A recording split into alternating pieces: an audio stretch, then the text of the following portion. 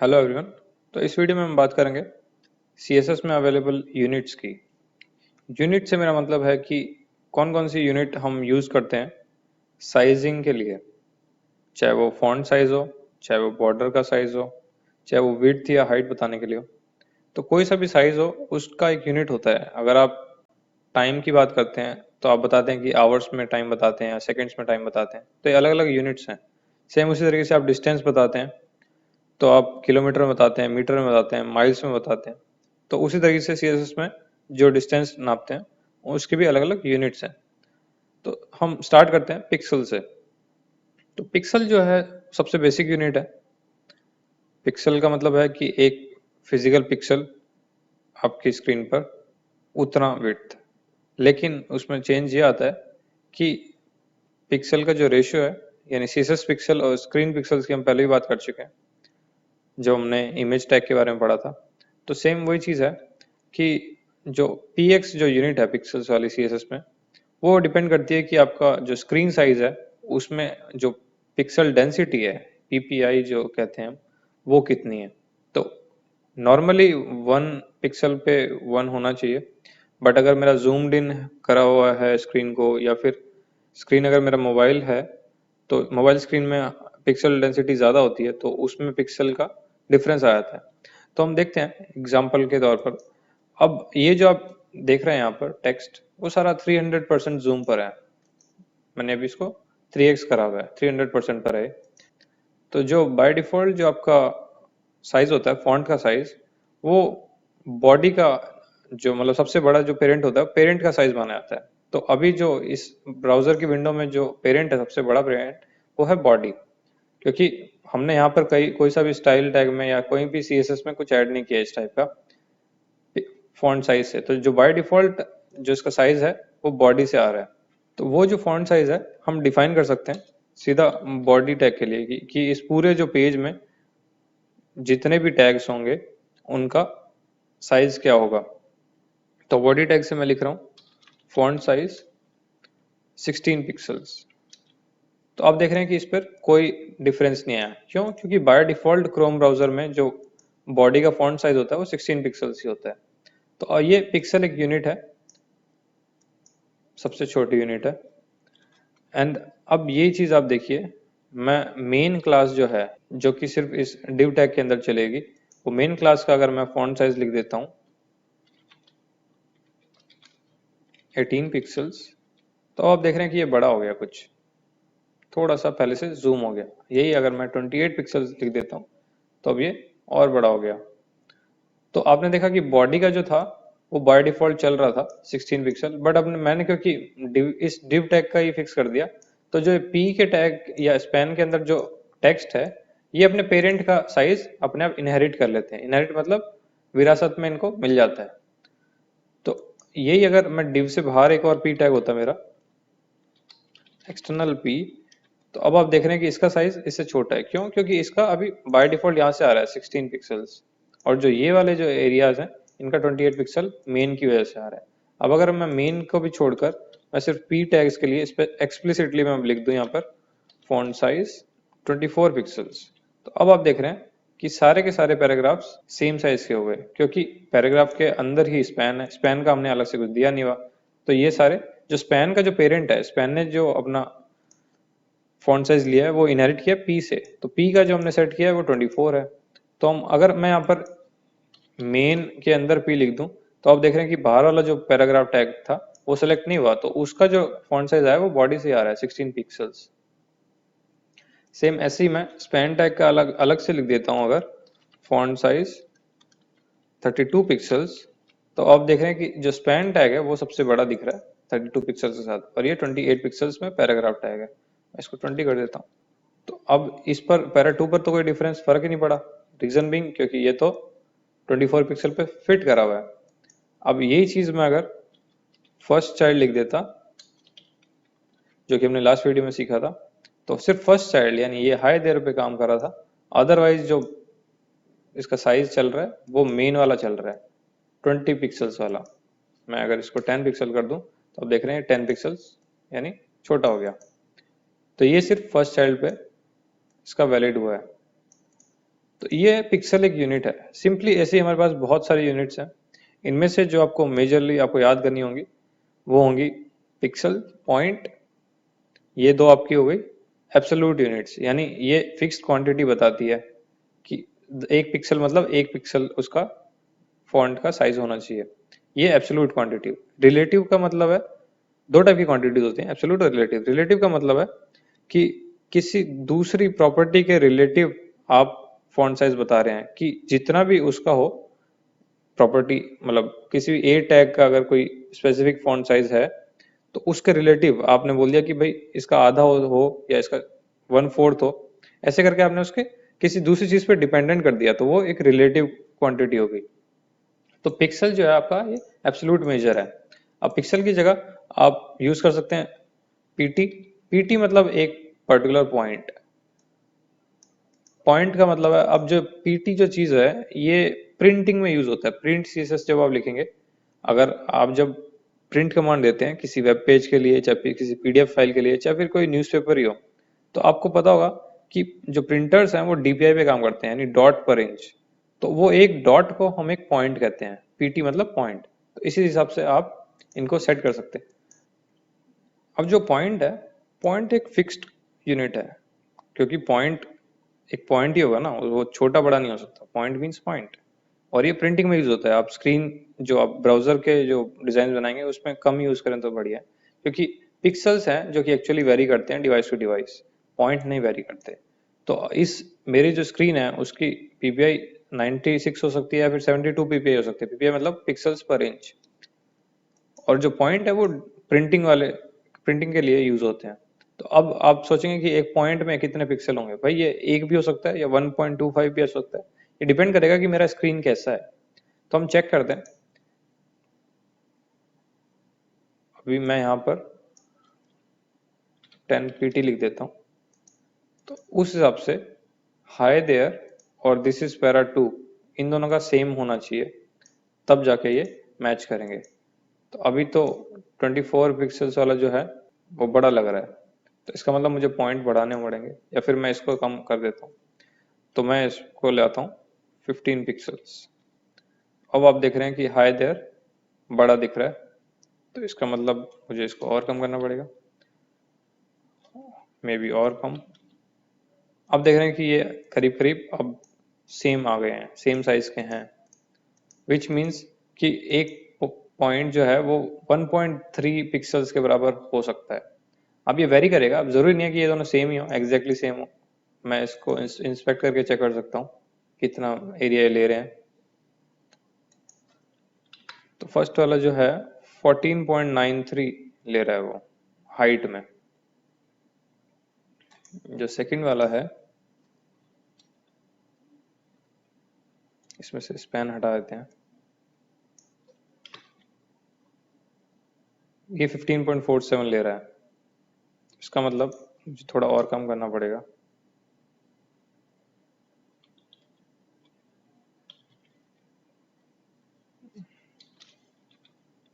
इसको बढ़ाना पड़ेगा 15.47, 16। तो ये अब ऑलमोस्ट बराबर बराबर ही है। अगर मैं इसको 13.5 कर दूं तो मे बी ये एग्जैक्टली सेम आएंगे। तो एक पॉइंट जो है वो 1.35 पिक्सल्स के बराबर होगा इस स्क्रीन पर। जरूरी नहीं है कि हर जगह ही हो। अभी एग्जैक्टली सेम है, 15.47 हाइट है, विच मीन्स कि 1 pt is equal to 1.35 pixel for this screen. जरूरी नहीं कि ये हमेशा ऐसे ही रहेंगे या नहीं रहेंगे, अलग अलग स्क्रीन पे अलग आएगा आपको आउटपुट। अगर आप मोबाइल स्क्रीन पर देखेंगे तो हो सकता है अलग आए। अभी हम आगे बढ़ते हैं और यूनिट्स की तरफ। पॉइंट हुआ, पिक्सल हुआ, उसके बाद आपके पास जो नॉर्मल यूनिट्स हमारी होती हैं, सेंटीमीटर, मिलीमीटर, इंचेस, ये सारी पॉइंट जो हमारी पॉइंटिंग वाली यूनिट्स हैं ये सारी अवेलेबल है हमारे पास। हम सेंटीमीटर बोल सकते हैं इसको। तो 16 सेंटीमीटर इसका बॉडी साइज हो गया, विच मीन्स अब आप देख रहे हैं ये कितना बड़ा दिख रहा है। ये है 16 सेंटीमीटर। ऑब्वियसली इतना बड़ा आप नहीं चाहेंगे दिखाना, तो इसको छोटा कर सकते हैं। ये है 1.6 सेंटीमीटर, ये एग्जैक्टली सेंटीमीटर्स में है, तो आप इसको नाप के देख सकते हैं। ऐसे हमारे पास मिलीमीटर है। मिलीमीटर में अब आपको बहुत ही छोटा दिखेगा, एक्सटर्नल पी। उसके अलावा आपके पास इंचेस हैं, आई एन फॉर इंच। तो अब आप दिख रहे हैं कि कितना बड़ा हो गया। मैं इसको और छोटा कर देता हूँ, 1 इंच। तो ये 1 इंच फॉन्ट साइज हो गया। तो एब्सोल्यूट मेजर में आपके पास एक और यूनिट आती है जिसका नाम है पीसी यानी पिकास। ये यूनिट कहाँ यूज होती है मुझे खुद नहीं पता, बट एक यूनिट है और आपको पता होना चाहिए कि पीसी करके भी कुछ होता है। जो पीसी जो यूनिट है वो सिंपली 16 पिक्सल का एक ग्रुप है। 16 पिक्सल अगर आपको 16 के मल्टीपल्स में लिखना है तो आप पीसी यूज कर सकते हैं। जैसे आपको अगर किसी पेज में 32 पिक्सल पे H1 लिखना है, हेडिंग 1, तो आप 2 पीसी लिख सकते हैं। एंड उसका हाफ में रखना है तो 1.5 या 1 पीसी ऐसे करके आप उसको चेंज कर सकते हैं। तो 1 picas PICAS picas is equal to 16 pixels. Simple simple fact है। तो अगर यहाँ पर ट्राई करें हम 1 पीसी एंड यहाँ लिखूँ मैं 16 पिक्सल्स, तो आप देख रहे हैं कि ये एग्जैक्टली सेम साइज के दिख रहे होंगे आपको। तो ये थोड़ा सा एक नया यूनिट है पीसी। कम आपको यूजेज में दिखेगा बट ये आप यूज कर सकते हैं। अब हम बात करते हैं रिलेटिव यूनिट्स की, क्योंकि रिलेटिव यूनिट्स हैं जो आप ज़्यादातर यूज करने वाले हैं अपने वेब प्रोग्रामिंग में। तो रिलेटिव में सबसे पहले होता है ईएम विड्थ की बात करते हैं, ईएम विड्थ। तो ईएम साइज में ईएम का कोई स्पेसिफिक कोई फुल फॉर्म नहीं है, ये जस्ट जो पुराने आप कहीं अगर विकिपीडिया पर सर्च करेंगे तो उसका मतलब लिखा हुआ है कि जो कैपिटल एम लेटर था उससे कुछ इसका रिलेशन है। तो एम का फोनेटिक रिप्रेजेंटेशन कह सकते हैं ईएम को। तो ईएम मतलब एम, एम एक यूनिट है ईएम। तो हम ट्राई करते हैं इसको, हम स्पैन में लिखते हैं 1 ईएम। ईएम का सिंपल सिंपल आपका जो यूजेज है वो ये है कि अगर जैसे यहाँ पर स्पैन एलिमेंट तो है नहीं ना, ऐड कर देता हूँ। तो ये है आई एम स्पैन, यहाँ पर एक ब्रेक टैग भी देते हैं एंड मैं ये हटा देता हूँ। तो ईएम जो यूनिट है वो अपने पेरेंट की, यानी जैसे अगर मैंने स्पैन में यूज किया स्पैन टैग में, तो उसका जो पेरेंट है पी, इसका जितना भी फॉन्ट साइज होगा 1 ईएम का मतलब है एग्जैक्टली उतना ही फॉन्ट साइज स्पैन टैग का भी हो जाएगा। अगर मैं 2 ईएम कर देता हूँ तो मतलब पेरेंट वाला जो फॉन्ट साइज है उसका डबल, एग्जैक्टली डबल। तो अगर मैं मेन का यहाँ पर 12 पिक्सल्स लिख देता हूँ तो आई एम स्पैन का जो साइज होगा वो फॉन्ट साइज होगा 24 पिक्सल्स, 2 ईएम यानी डबल हो गया। अब जो ईएम है ये अपने पेरेंट पर वेरी करता है। तो पेरेंट अगर यहाँ पर मैं पी का अगर देता ही नहीं हूँ, ये वाली चीज ही हटा लेता हूँ, तो अब जो बॉडी का फॉन्ट साइज था वो था 1 पीसी, ये इसका मतलब था 16 पिक्सल्स। तो वही 16 पिक्सल्स इस पी टैग ने इनहेरिट किया एंड उसके बाद स्पैन टैग ने बोला कि भाई 2 ईएम होना चाहिए, यानी पेरेंट का ट्वाइस। तो पेरेंट का जो पी टैग था उसका जो फॉन्ट साइज था वो था 16 पिक्सल्स, तो स्पैन टैग का हो गया अपने आप 32 पिक्सल्स। तो ये सिंपल सिंपल मैथ है कि पेरेंट का जितना भी साइज हो उसका वो रिलेटिव क्वांटिटी है कि भाई पेरेंट पे डिपेंड करता हूं मैं, चाहे मैं उसका दुगना होऊंगा, चाहे उसका 1 टाइम्स होऊंगा, चाहे मैं उसका 1.5 टाइम्स होऊंगा। तो मैं ऐसे इसको, ये उसका 1.5 गुना हो गया। तो 16 पिक्सल्स अगर पी का साइज है तो 24 पिक्सल्स मेरा स्पैन का साइज है। ये सिंपल सिंपल मैथमेटिक्स है।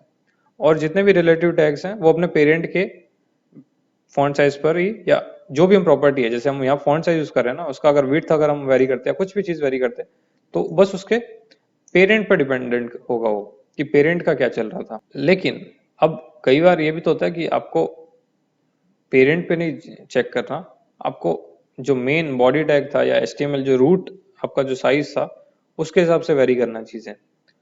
तो उसके लिए हमारे पास थोड़ा सा एक चेंज वाला है यूनिट, उसका नाम है REM। REM का और मतलब समझते हैं। अभी तो कोई डिफरेंस नहीं दिखा आपको क्योंकि जो P का जो साइज था वो बॉडी से ही आ रहा था एंड REM भी बॉडी से ही फैच करता है। तो अगर मैं यहाँ पर P के लिए स्पेसिफिकली लिख दूं फॉन्ट साइज 10 पिक्सल्स, अब आप देखिए मैं span dot 1 and span dot 2 लिखता हूँ।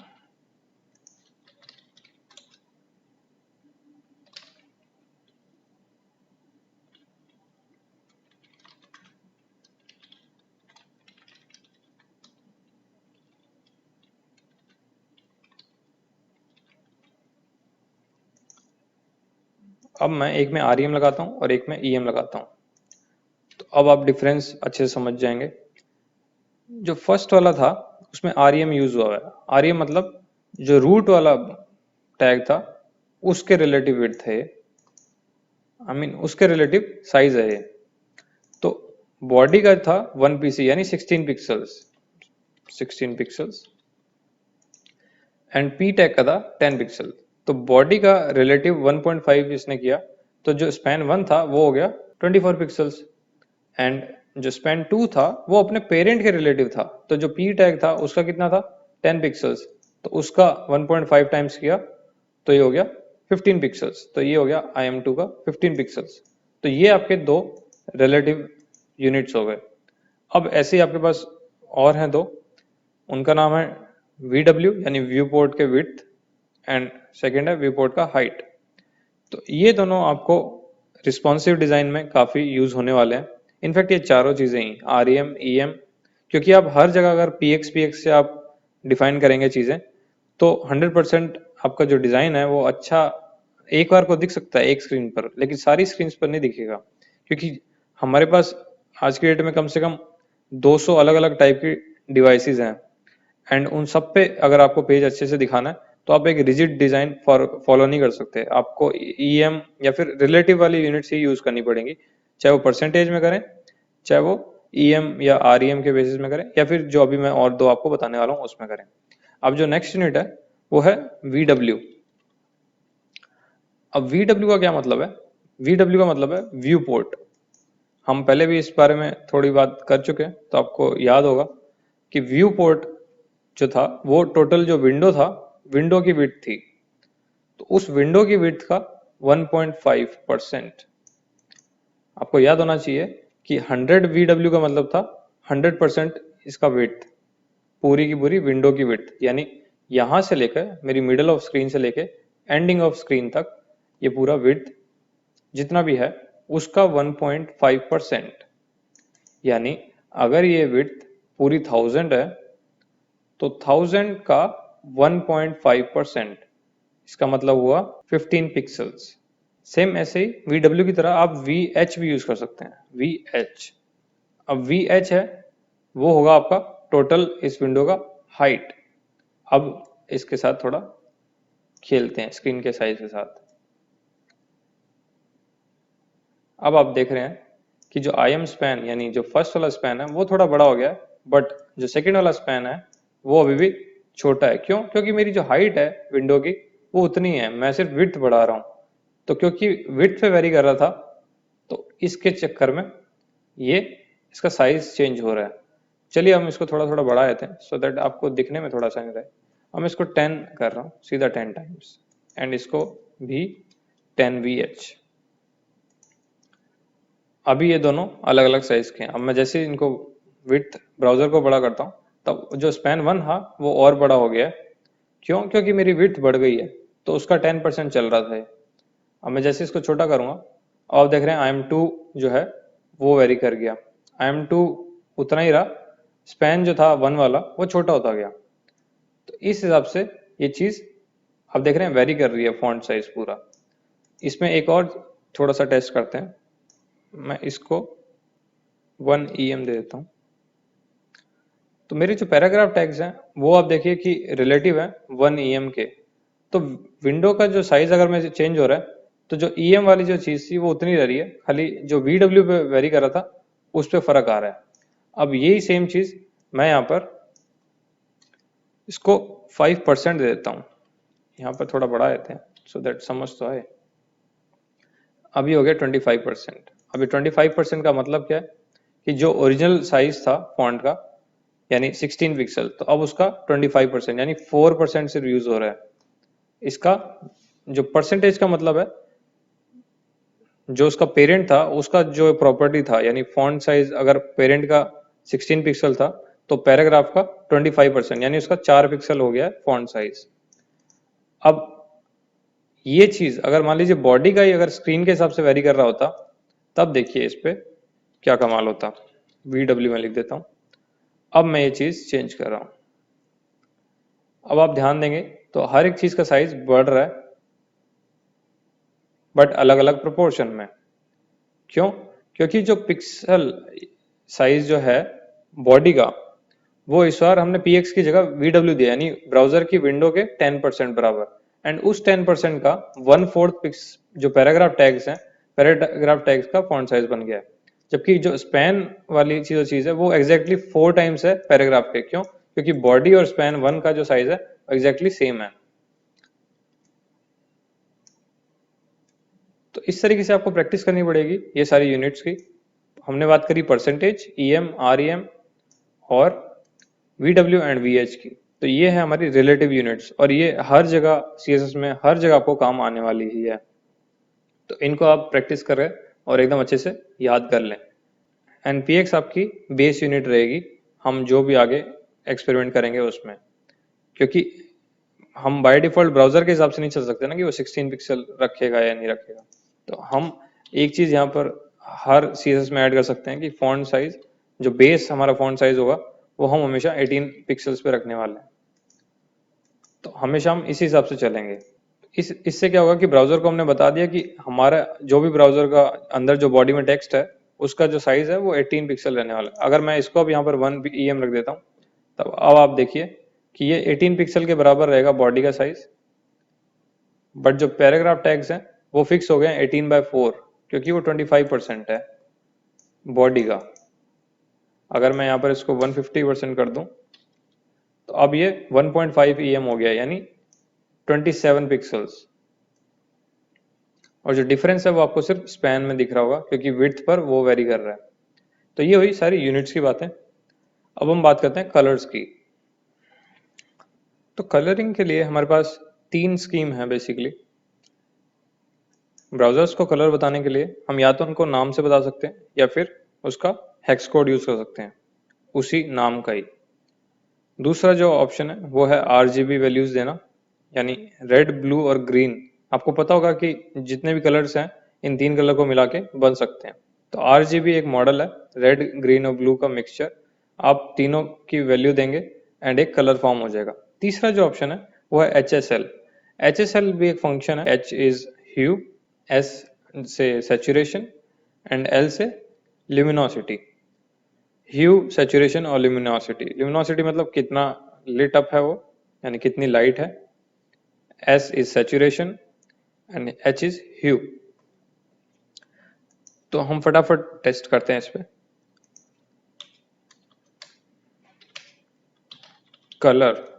कलर आपको अब चाहिए बॉर्डर का कलर सेट कर रहे हो या कुछ भी सेट कर रहे हो, आप जहां पर भी कलर लिख रहे हो, चाहे कोई सी भी प्रॉपर्टी हो CSS की, आप उसमें तीनों जो तरीके हैं वो यूज कर सकते हैं। तो सबसे पहले हम यहाँ लिख के देखते हैं रेड। अब मैंने रेड किया तो सारे पैराग्राफ्स रेड हो गए। इंस्पेक्ट करते हैं। अब यहाँ पर आप देख रहे हैं कलर रेड लिखा हुआ है। रेड पर अगर मैं क्लिक करूं तो अब मेरे पास ये कुछ चार्ट सा बना हुआ है जिसमें मैं वेरी कर सकता हूँ चीजें। एंड आप देख रहे हैं ऊपर चेंज हो रहा है। नीचे यहाँ एक कोड लिखा हुआ है, हेक्स लिखा हुआ है, एंड यहाँ पर एक कोड है। आप देखेंगे हैशटैग के बाद 6 डिजिट्स लिखी हुई हैं। अब मैं इन्हें डिजिट्स क्यों बोल रहा हूँ? F तो कैरेक्टर होता है, बट नहीं, ये सारी डिजिट्स ही हैं। हम जो डिजिट्स जानते हैं अभी तक वो थी 0 से लेकर 9 तक, यानी टोटल 10 डिजिट थी हमारे पास। वो था डेसिमल नंबर सिस्टम।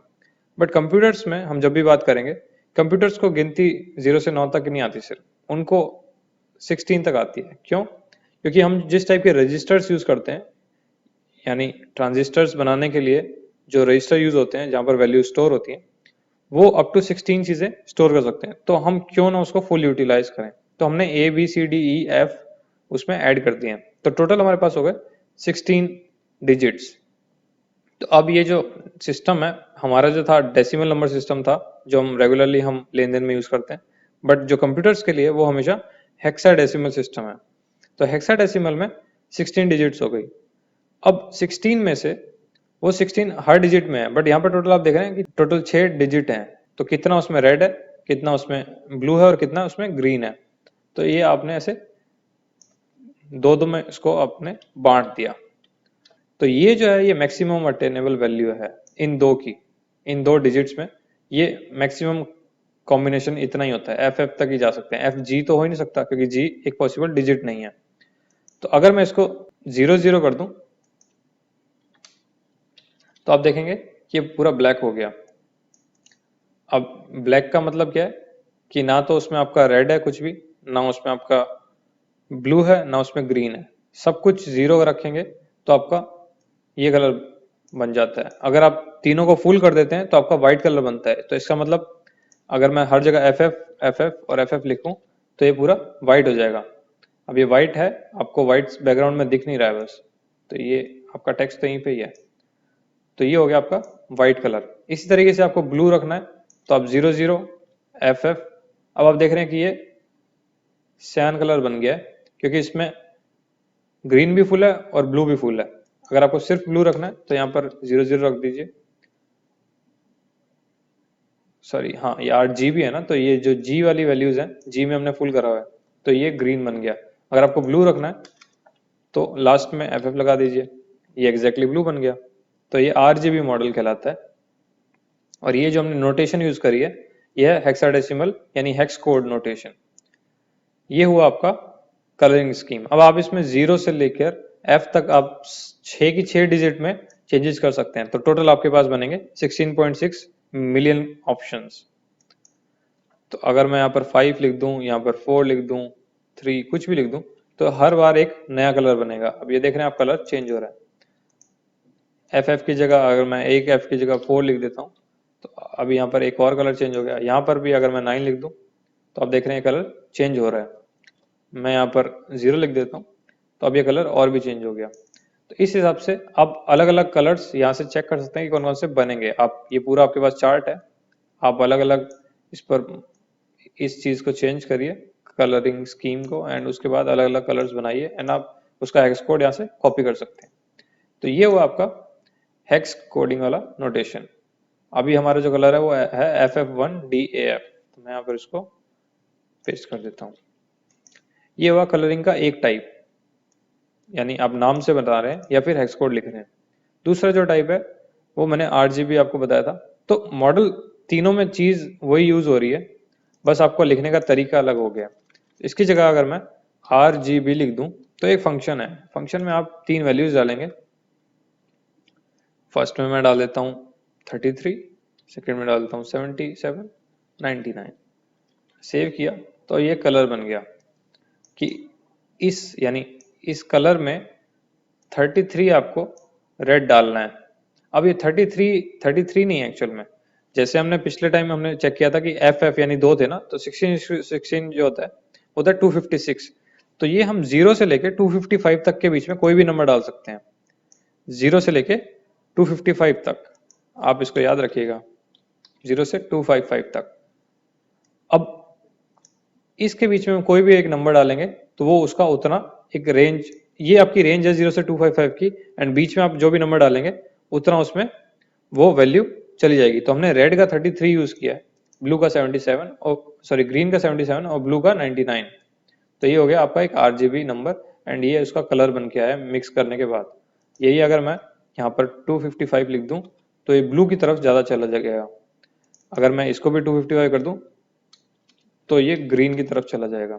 एंड अगर मैं तीनों को फुल कर देता हूँ, यानी ये तीनों कलर मिक्स हो जाएं एकदम 100% पर, तो ये पूरा व्हाइट बन गया। तो सेम जैसे FF पूरा मिला के व्हाइट बना था, सेम यही वही FF का मतलब ही एक्चुअल में 255 है क्योंकि हेक्साडेसिमल में था वो। तो अगर आप उसको डेसिमल में करेंगे तो उसका काउंटिंग यहाँ पे 255 बैठेगा। अब आप ये सोच रहे होंगे कि मैं यहाँ पर कुछ भी मैंने लिख दिया बट ये कोड फिर भी काम कर रहा है। एक्चुअल में है ये सिंटेक्स एरर, ये गलत है। बट क्योंकि इसके बाद मेरा ये ब्लॉक ही बंद हो रहा है तो ये गलत किस लाइन को करेगा, आगे वाली लाइन कुछ है ही नहीं तो गलत क्या होगी। तो आप अगर यहाँ पर भी देख रहे हैं राइट बॉटम में,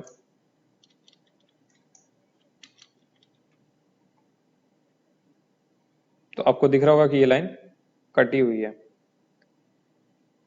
तो इस लाइन से फर्क नहीं पड़ा क्योंकि आगे कोई कोड था ही नहीं, हालांकि वो है ही गलत। जस्ट आपकी कंफ्यूजन दूर हो जाए इसलिए मैंने बताया। अब ये हुआ आपका RGB। सेम ऐसे ही एक और तरीका है, मैं यहाँ पर लिखता हूँ इस बार स्पैन 1 में अरे कलर तो गड़बड़ हो गया, एक जीरो काफी है, 3 लगाने की जरूरत नहीं। अब मैं स्पैन 1 का जो कलर है, मैं उसके लिए मैं तीसरा फंक्शन यूज कर रहा हूँ जो HSL बताया था, ह्यू, सैचुरेशन और ल्यूमिनोसिटी। अब जो H है वो एक आप सर्कल इमेजिन करिए, तो सर्कल में 360 डिग्रीज होते हैं टोटल। तो वो H जो है वो ह्यू का एक सर्कल है, व्हील है, जिसके पूरे 360 डिग्री आपके पास अवेलेबल है, मतलब 360 कलर का एक व्हील है। जो S है वो परसेंटेज है 0 से लेके 100 तक के बीच की, तो कि कितना सेचुरेटेड है। तो जीरो का जो सेचुरेशन में 0 से 100 की जो रेंज है, तो जीरो का मतलब है कि भाई ग्रेइश हो गया वो, मतलब बिल्कुल भी सेचुरेशन नहीं है, एंड 100 हो गया मतलब फुल कलर्ड है, पूरी सेचुरेशन है। ऐसे ही आपका जो ल्यूमिनोसिटी है यानी लाइट है, तो लाइट का जो परसेंटेज है 0 से लेके 100 का, तो 0 मीन्स कि पूरी पूरी ब्लैक लाइट है यानी लाइट है ही नहीं, एंड 100 मीन्स पूरी पूरी व्हाइट लाइट है यानी फुल लाइट उस पर पड़ रही है। एच में ऐसे ही जैसे मैंने 0 से 360 बताया था, तो आपको 0 पे रेड मिलेगा, 120 पे ग्रीन मिलेगा एंड 240 पे ब्लू मिलेगा।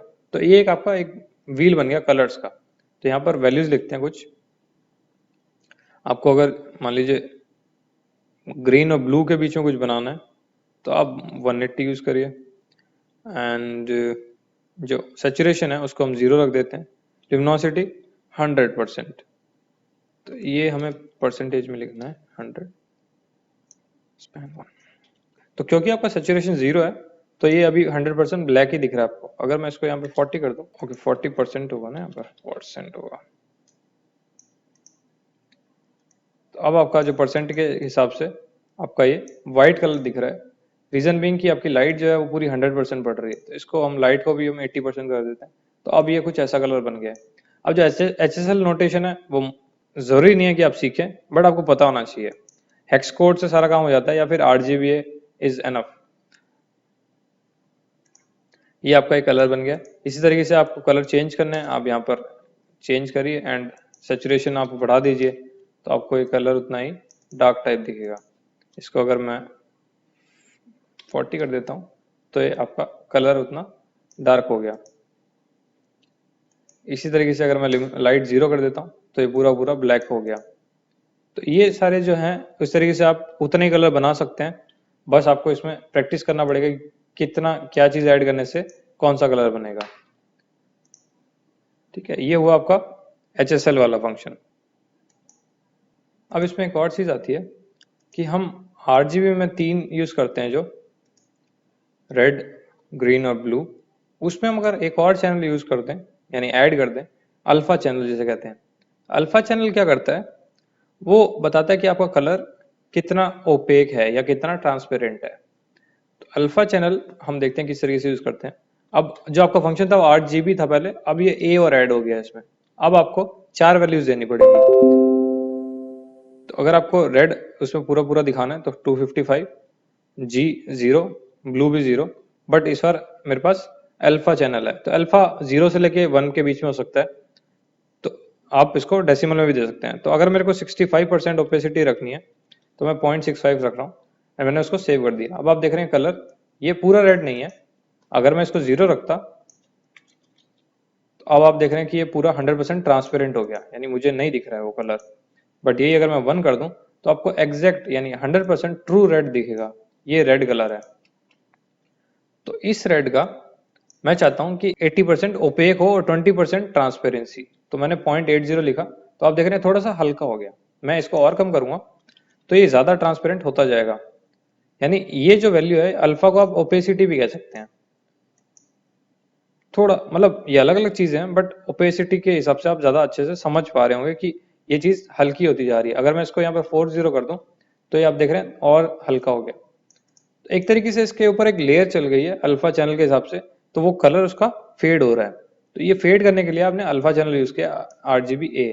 तो कई बार होता है कि आप जैसे इमेज के ऊपर एक ओवरले लगाते हैं, तो आप नहीं चाहते वो पूरा पूरा 100% 000 दिखाए, यानी पूरा अगर ब्लैक हो जाएगा तो पीछे का कुछ दिखेगा ही नहीं। तो वो ट्रांसपेरेंसी बनाने के लिए होता है ना कि आप आपने एक इमेज एक बैनर लगाया, बट आप उसके ऊपर कुछ टेक्स्ट लिखना चाह रहे हैं, बट वो इमेज इतनी लाइट वाली है, आपका टेक्स्ट नहीं दिख रहा है, तो आप चाहते हैं कि टेक्स्ट और इमेज के बीच में एक ऐसी लेयर आ जाए, थोड़ी सी ट्रांसपेरेंसी, जो थोड़ी ब्लैक हो, बट उसे इमेज भी दिख जाए, बट मेरा जो टेक्स्ट है वो भी ऊपर दिख जाए। वो चीज करने के लिए आपको ये RGBA यूज करना पड़ेगा ही पड़ेगा। तो आप ये चीज ध्यान में रखें कि RGBA से हमेशा आप ट्रांसपेरेंसी उसमें ऐड कर रहे हैं, फीचर ऐड कर रहे हैं कलर्स में। इसी तरीके से मतलब आपका RGBA सेम ऐसी फंक्शन करेगा, कोई डिफरेंस नहीं है, बस A से आपने वो चीज थोड़ा सा उसमें चेंजेस ला दिए। अगर मैं यहाँ पर A कर दूं 1, तो ये आप देख रहे हैं कलर चेंज हो रहा है, एंड दैट्स इट। तो ये हो गएगा आपके कलर्स का notation, RGB, RGBA, hex code और HSL। तो हेक्स कोड के बारे में आप ज़्यादा जान लें और प्रैक्टिस कर लें। कोई याद करने की कोई ज़रूरत नहीं है कि भाई कौन सा हेक्स कोड किस चीज़ के लिए होता है, ऐसा ये तो बेवकूफ़ी है। आप 16 मिलियन हेक्स कोड थोड़ी याद कर सकते हैं, बट हाँ आपको पता होना चाहिए कि RGB मतलब रेड, ग्रीन और ब्लू से आप क्या क्या और कैसे कैसे बना सकते हैं। अदरवाइज आपके पास हमेशा ब्राउज़र तो होगा ही, तो ब्राउज़र में आप ये सेटिंग्स यहाँ पर चेक कर सकते हैं, HSL से क्या बन रहा है एंड किससे क्या बन रहा है। आप यहाँ पे कलर चूज करिए एंड नीचे उसका वैल्यू लिखा हुआ आ जाएगा। नीचे साथ में आपको दिख रहा है कॉन्ट्रास्ट रेशियो। तो कॉन्ट्रास्ट रेशियो क्या करता है, ब्राउजर देखते हैं कि आपका बैकग्राउंड क्या है, उसका वो जो टेक्स्ट है वो किस पे दिख रहा है। अगर आपको अच्छे तरीके से दिखाना है तो कॉन्ट्रास्ट रेशियो हमेशा अच्छा रखना, आप 4 से ऊपर होना चाहिए। तो अभी आपका 6.87 है इस कलर के साथ। अगर आप ये जो लाइन है, लाइन से ऊपर चले जाएंगे तो आपका कॉन्ट्रास्ट रेशियो बेकार हो जाएगा।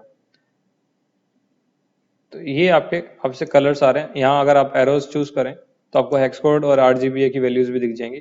एंड ये जो सेकंड वाला जो लेयर था, ये आपका अल्फा चैनल था। ये आप देख रहे हैं कि 0 से लेके 1 के बीच में वेरी कर रहा है। तो ये आपका कलर्स का पूरा सिस्टम, इस तरीके से कलर स्कीम काम करती है। एंड ये सेम जो कलरिंग स्कीम है, आप चाहे बैकग्राउंड दें, चाहे फॉन्ट का कलर दें, या कोई सा भी कलर हो, बॉर्डर का कलर हो, एनीथिंग, हर जगह पे आप ये कलरिंग स्कीम्स यूज कर सकते हैं। तो that's it for this video, thank you.